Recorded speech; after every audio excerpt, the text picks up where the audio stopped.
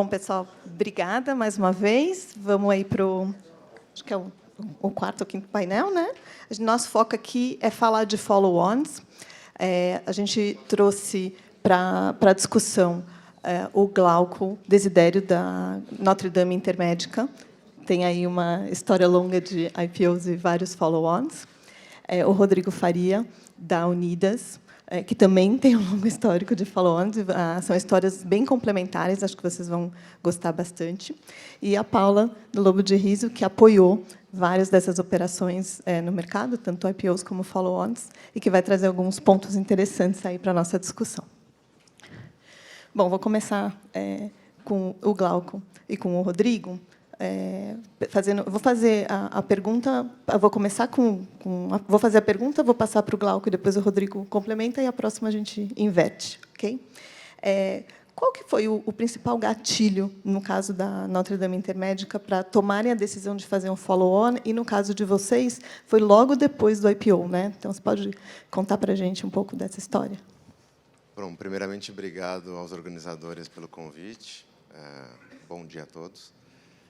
Fabi, no nosso caso, a estratégia da companhia é uma estratégia, por ser um player integrado e verticalizado na prestação da saúde, a gente depende de ter ativos em todas as regiões onde a gente presta o serviço. Então, eu preciso ter centros clínicos, hospitais, pronto-socorros, em todos os lugares onde eu atuo, para que eu comercialize planos de saúde e, consequentemente, tenha a vantagem competitiva de, ao controlar a rede prestadora, conseguir oferecer o melhor preço para o cliente final. Então, é uma estratégia que ela depende muito de M&A. Então, o setor de healthcare passa por um momento, eu diria, único aí, com relação às transações que estão ocorrendo. Todo mundo tentando se reinventar um pouco, né? Desde cadeias de hospitais, planos de saúde, laboratórios privados. E a companhia ela vem executando de uma forma muito rápida esse pipeline de M&As que a gente tem para ter essa expansão geográfica no território nacional. Em complemento a isso, então, assim, é uma questão de você analisar a sua estrutura de capital, entender naquele momento, dada a sua alavancagem, dado o seu pipeline de execução de M&As, a necessidade de dinheiro que a gente vai ter, e balancear isso entre fazer, de fato, um follow-on, tomar uma dívida, e aí, de novo, leva em consideração a parte da dívida. Um fator em complemento a isso que eu ia falar assim, a Notre Dame Intermédica era uma empresa que até abril de 18 no IPO, né? A gente, como a Fabi falou, foi um IPO e 3 follow-ons em 2 anos. Mas lá atrás, na abertura de capital, ela era uma empresa que era 100% detida por um fundo de private equity, que era a Bain Capital. Então, é natural também que, ainda que não existisse essa estratégia, eventualmente, de M&As ou de levantamento de necessidade de capital, esse fundo ele precisa ter uma saída de alguma forma. Então, seja a venda para um estratégico na época, que não foi o caminho que a gente seguiu, mas os follow-ons também servem para, de uma certa forma, dar saída para esse investidor financeiro que está na companhia. Perfeito. E um pouco mais para frente no painel, a gente vai tocar nesse assunto e nessa mudança aí de base. Rodrigo, conta aí um pouco para a gente da história na Unidas. Obrigado, Fabi, pelo espaço, PH, Inspire, parabéns pelo evento. A gente não tem eventos assim no Brasil, depende ali do encontro anual do IBRE para trocar essas ideias. E só para um feedback que eu até dei para o PH, eu estou na conferência do Credit Suisse, tirei amanhã para vir para cá, deixei o time lá, fazendo sem mim, mas os RIs estão comentando sobre esse evento lá, né? Isso é muito bacana, e estão falando com os investidores, né? E os investidores que sabem que eu estou aqui falam, você faz muito bem. Depois você vem falar da Unidas. Ótimo feedback. É ótimo, né? Bom, a Unidas é uma empresa que, há 2 anos e meio atrás, tinha pouco mais de 35 mil carros. Hoje tem 160 mil carros. Isso em 2 anos. Comprar carro é caro. E a gente lida com competidores super bem aplicados no trabalho que eles fazem e num mercado muito subpenetrado. A gente está falando aqui de 5 milhões de frota no Brasil, e só 9% é o terceirizado, e 50 milhões de brasileiros com acesso a cartão de crédito, dos quais apenas 11 milhões alugaram pelo menos uma vez na vida. Então, a gente tem muita coisa aqui para andar, e eu preciso de carro, né? são 800 mil carros das empresas que são locadoras do Brasil, são 13 mil locadoras no Brasil, e você tem 3, né, Localiza, Unidas e Movida, que hoje tem uma escala diferenciada, tem acesso a capital barato, AAA, escala com montadora, etc., etc., que está democratizando isso, mas precisa de dinheiro, né? Então, primeiro teve o processo da IPO, obviamente, mas como é uma indústria subpenetrada que depende muito do crescimento, capital intensivo, o EBITDA não dá tempo do EBITDA ser gerado para suprir o crescimento de capex, necessidade de capex. Então, vocês podem esperar que eu, não posso falar pelos concorrentes, mas Unidas com certeza estará recorrentemente fazendo follow-ons aí 2 ou 3 anos, a cada 3 anos, para sustentar um crescimento, né? E eu acho que o mais importante, talvez a gente possa abordar um pouco mais para frente, mas é importante que os donos das empresas entendam a importância do follow-on, né? Às vezes tem cultura do apego ao controle, apego a ter 100% de algo. Eu trago aqui um dado muito interessante que o Luiz, que é o fundador da Locamérica, que fez a fusão com a Unidas e siga os follow-ons, ele sempre teve, eu quero ter 1% de negócio que vale muito mais, né? Então, para vocês terem ideia, de 2012, que foi o IPO da Locamérica, até hoje a participação dele caiu por mais da metade e o valor de market cap dele multiplicou por 10. Né? Uma empresa que cada mês vai crescer mais. Então, o follow-on é importantíssimo aqui para a gente fomentar crescimento, desenvolver indústrias e negócios que ainda estão por vir. Né? Perfeito.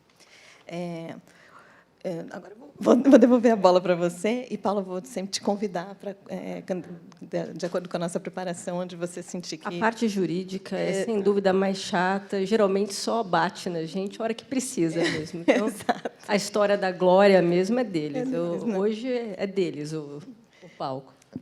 O que você sentiu que foram as principais diferenças entre o IPO e as operações, né, os follow-ons que vocês fizeram? O IPO ele sofre um pouco mais com o education, né? Somente se você for o primeiro a ir para a rua, ou se você for o segundo, você faz um education de alguém que já está catequizado por quem foi antes, né? Então, você tem que trazer novas premissas, quebrar paradigmas. E a primeira vez que você consegue capital é realmente muito difícil. Mas depois que o pilot fishing, por exemplo, para o IPO, ele vai acontecer ali alguns meses antes. Depois que você faz o IPO, todo dia é um pilot fishing. Você tem que estar todo dia de acordo com o que o mercado espera, trazer o mercado para a realidade. E quando você vai para uma oferta, se você fez isso muito bem e alinhou expectativas, e você tem entregue não só resultado, mas também demandas de investidores, até demanda que eles não esperam, que é o caso do tema do ESG, você começa a preparar um follow-on e que te permite fazer, por exemplo, uma 476, que é super rápido. Eu fiz 2 476 em 13 meses, coisa de 1 mês sem dormir, mas foi 1 mês. Mas fala que dá trabalho igual, por favor. Dá trabalho igual. Dá trabalho é mais rápido. Dá trabalho igual, é mais rápido, mas acho que, além disso, o follow-on, a expectativa do mercado é sempre de poder te dar mais dinheiro para uma credibilidade que você já conquistou, né? De alguém que você já conquistou a credibilidade. Então, é super importante, o RI está super alinhado com todos os participantes de mercados, todos os stakeholders. Mas mais importante que isso é que, depois que você faz um follow-on, o trabalho continua de você prestar contas com o dinheiro que foi feito, né?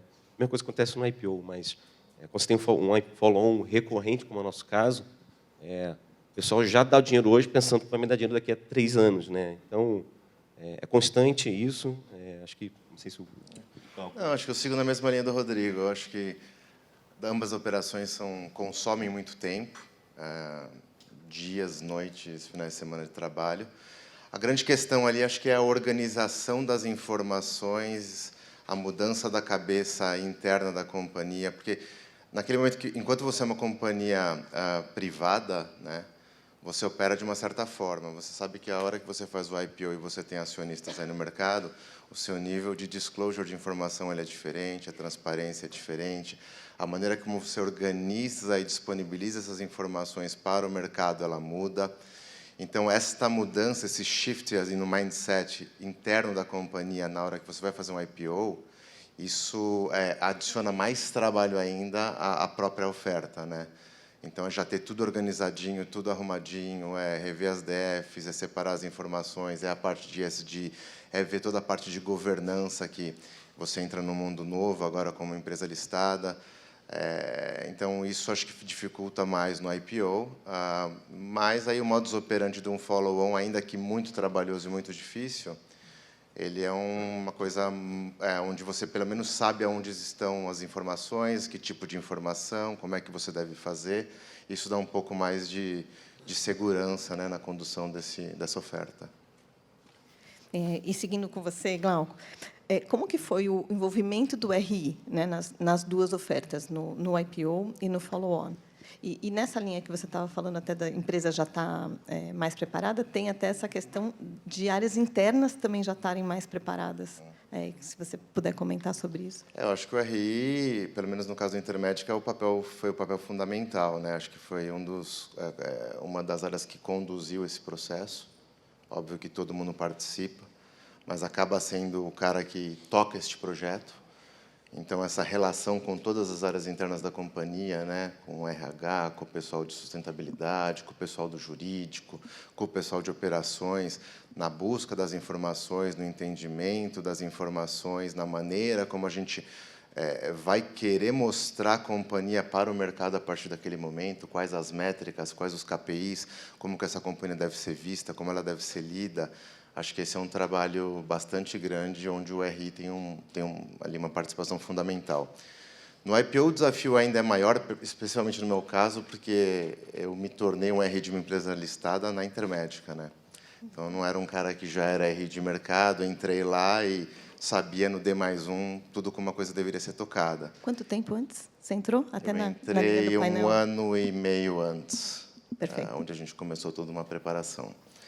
Então, ali, para mim, o desafio era duplo, que era você ir a mercado e saber que, depois de bater o sino, como eu vi no painel anterior, eu teria que estar tocando aquela área como uma empresa de uma companhia, então, listada, né? E já recebendo ligações e já interagindo com investidores. Então, eu acho que, enfim, um desafio, assim, acho que todo mundo poderia ter a oportunidade de participar de uma operação dessas. Acho que mais ou menos por aí. Acho que uma coisa que muda muito é dentro da empresa, né? O momento pré-IPO, o momento que você já está com o mercado de capitais, o pessoal já entende a diferença. Eu estava no encontro de líderes da Unidas a semana passada e veio um rapaz me perguntando: Rodrigo, como é que está? Esse follow-on foi um sucesso, né? Você levantou 1,2 bilhão para a empresa. Qual a expectativa de comprar carros? Aí eu surpreendi, pergunta de investidor, né? Aí eu fui perguntar qual era o cargo dele. Ele era recepcionista de uma das lojas de rentacar. Que máximo isso. A que ponto a cultura de mercado de capitais vai entrando nos funcionários da empresa, né? Todo mundo quer crescer, todo mundo quer que a empresa cresça e traga os funcionários juntos, né? Quando você faz um IPO, quem sabe é o top management. Tem noção e, às vezes, não tem ainda a noção inteira. E depois que acontece, que você começa a ver, de fato, como é que é a interação, que tipo de cobrança que você tem, você saber lidar com raiva de investidor que está olhando a curto prazo.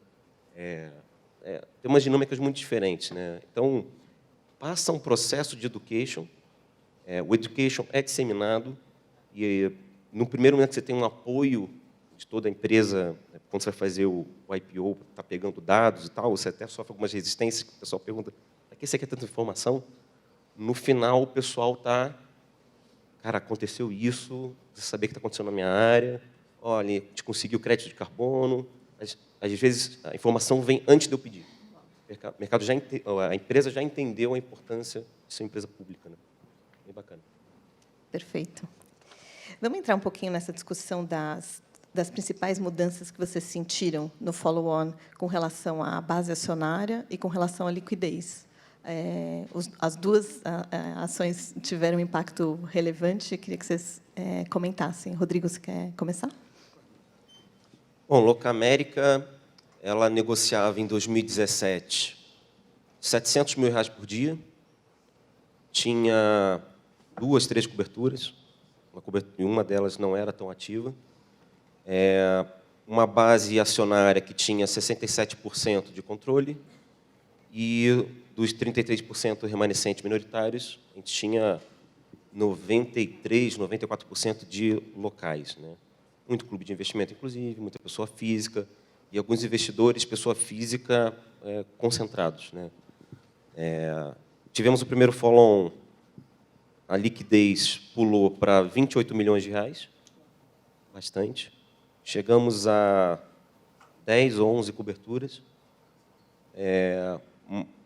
Os minoritários ficaram quebrados em 60 a 40, em termos de locais estrangeiros. E, após desse último follow-on, a gente já está com 91 milhões de ADTV.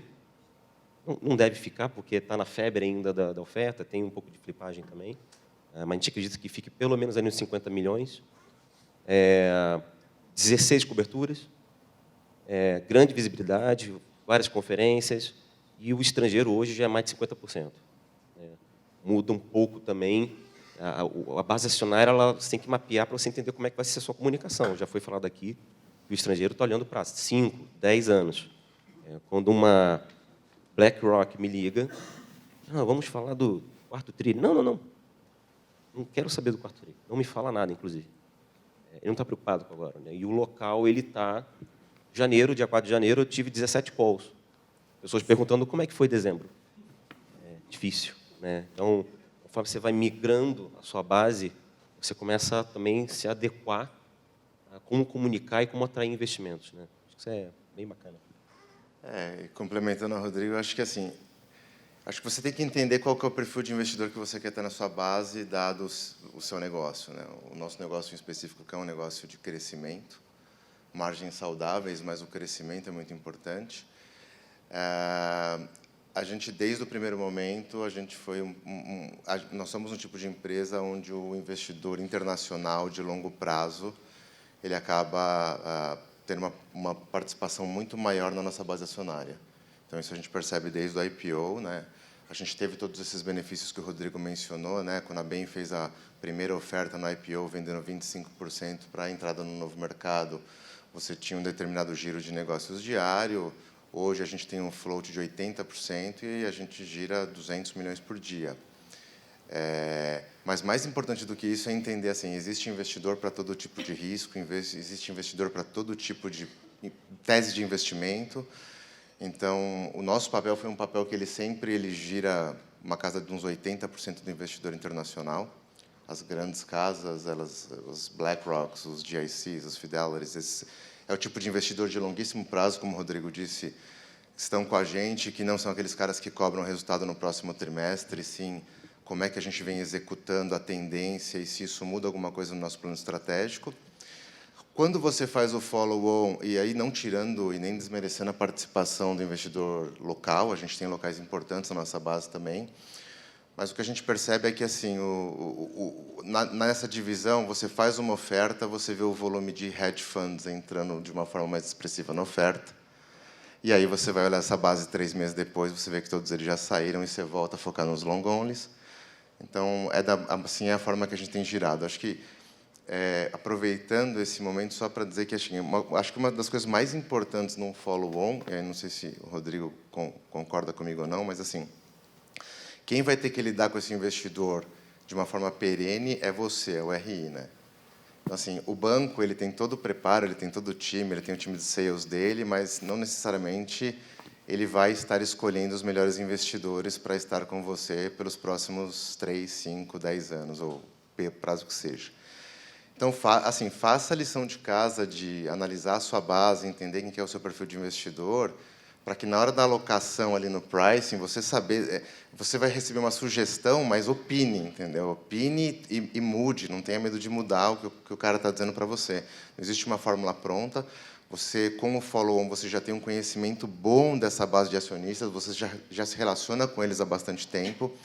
Então, na hora da alocação, privilegie aqueles investidores que você sabe que são os investidores que estarão com você para o bem ou para o mal, cuja tese de investimento está alinhada com a sua. Acho que esse é o principal ponto. Acho também que essa parte de base acionária tem muito a ver com a própria estrutura também do follow-on, né? Quando a 476 foi publicada pela CVM, foi criada pela CVM, na parte original, ela não previa a oferta de ações. E, bastante tempo depois é que a oferta de ações pôde ser feita via 476. E a 476 ela só vai poder ser oferecida mesmo para o investidor qualificado. Então, exceto aquelas ofertas que precisem do varejo por algum motivo ou que ressaltem o varejo por algum motivo, como Petro, Banco do Brasil, etc., ou re-IPOs, como é o caso de Vulcabras, os outros todos follow-ons, depois da que a 476 permitiu a oferta de ações, foram feitas via 476. E isso, obviamente, muda também um pouco a cara da base acionária, porque você vai dar muito mais relevância para os investidores institucionais, né?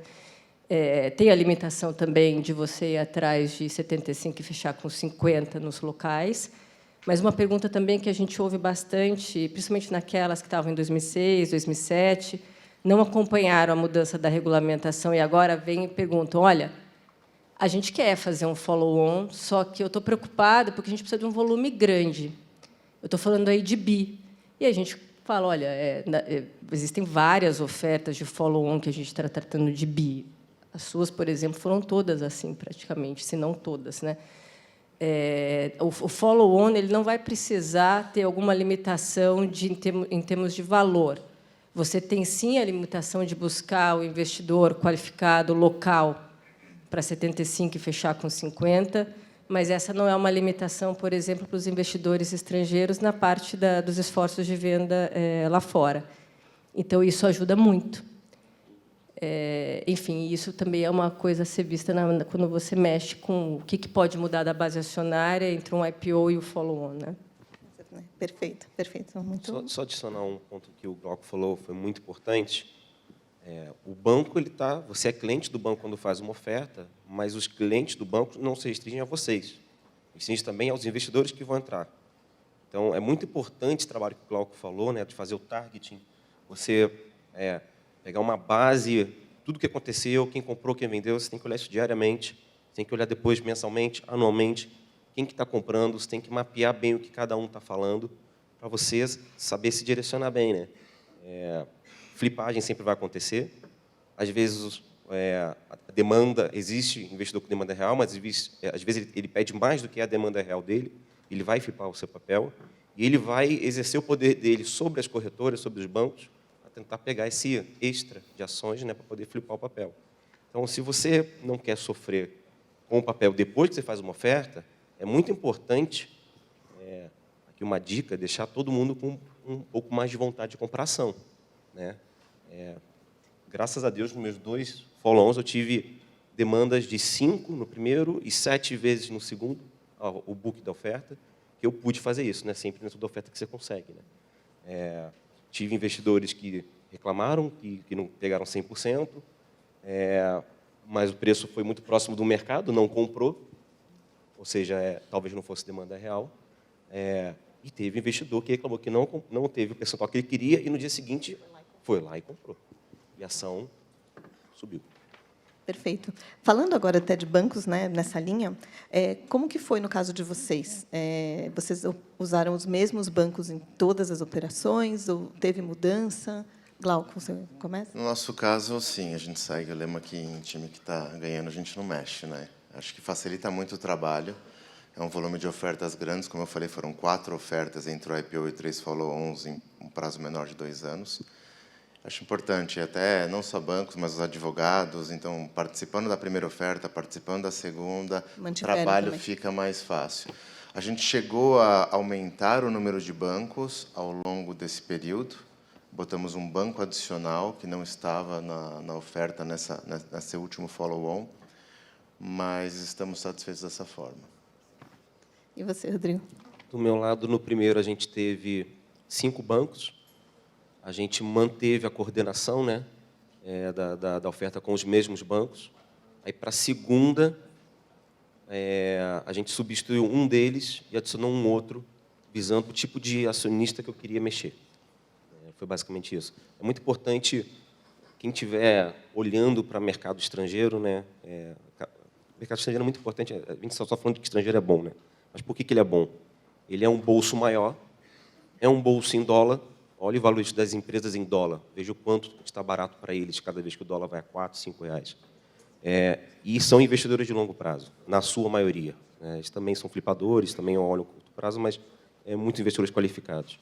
Então, quando você quer atingir esse mercado, é muito importante que o banco que vai fazer a sua oferta tenha um bom contato com esse público, né? Não é toda corretora, todo banco que vai conseguir fazer essa ponte ou vai trazer o cliente. Eu falei com um investidor desde São Francisco até falar Abu Dhabi, né? Então, tem que ter acesso a todos eles, né? Todos os bancos que você puder colocar.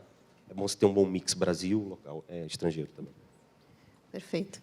Na linha de você estar falando com investidores aí do mundo todo, o que você sentiu do tipo de perguntas dos investidores? Elas mudaram de uma operação para outra? E na linha do ESG, que a gente acabou discutindo em bastante peso hoje, que você começou a sentir mais perguntas com relação a ESG?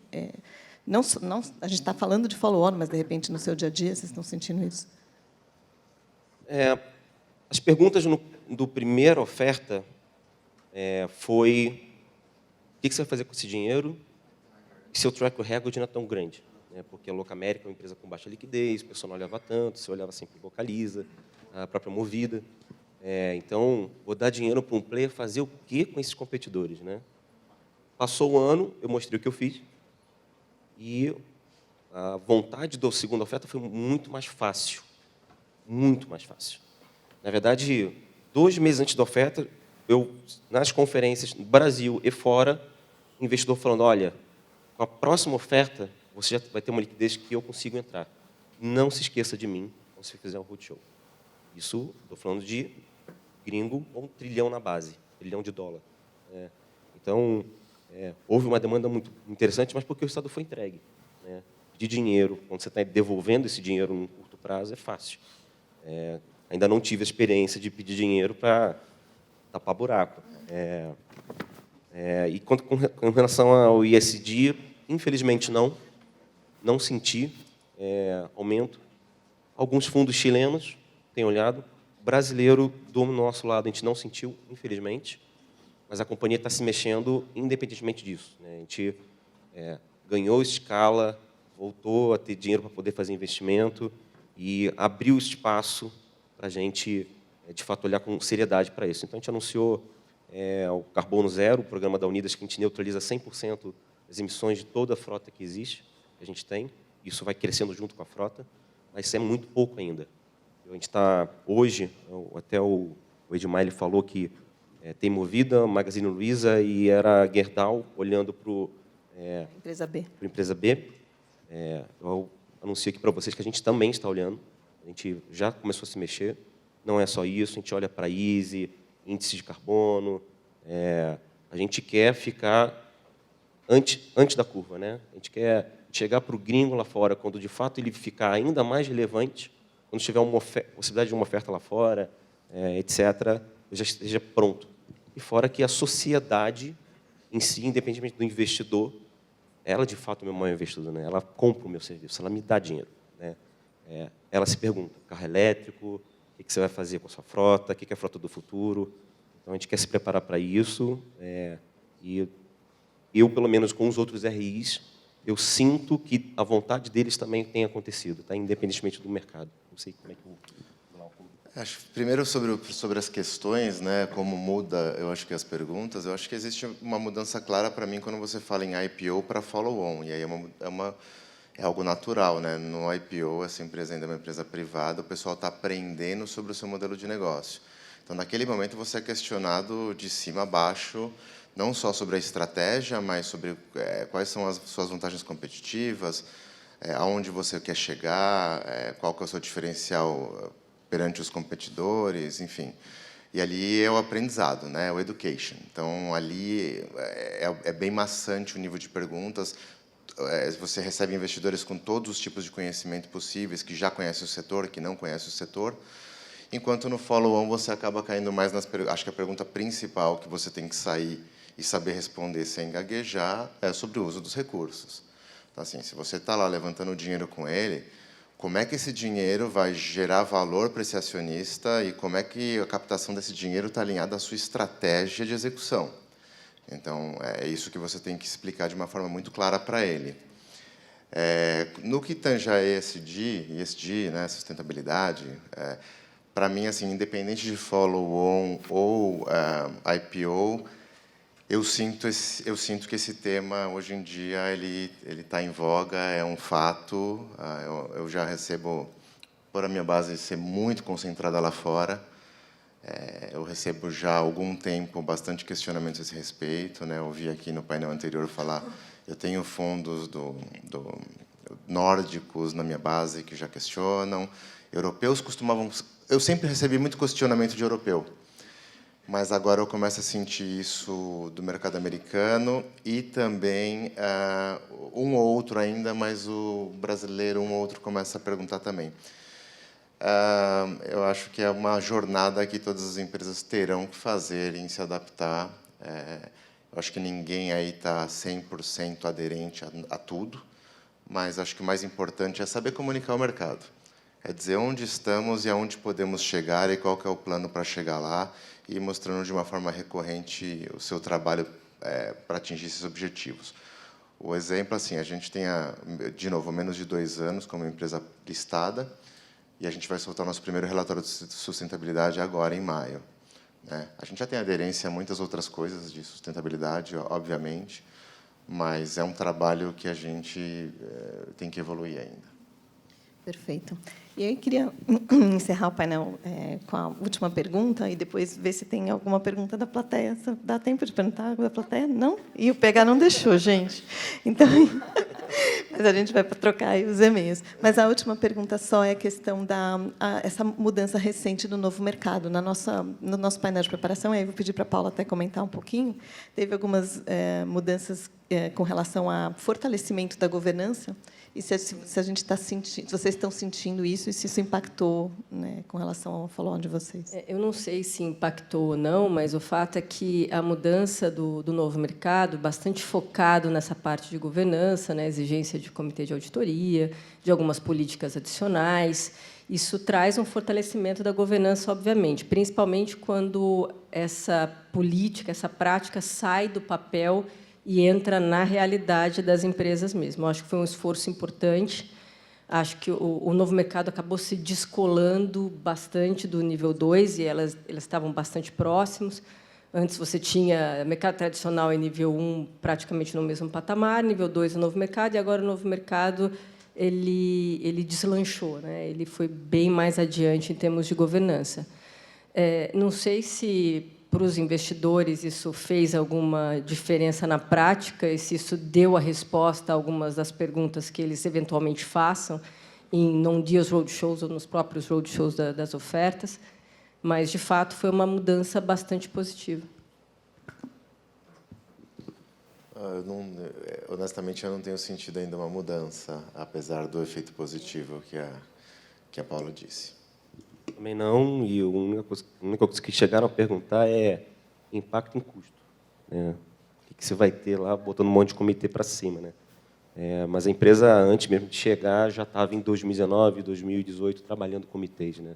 Então, já era conhecimento, faz parte da prestação institucional, está lá, eu tenho comitê.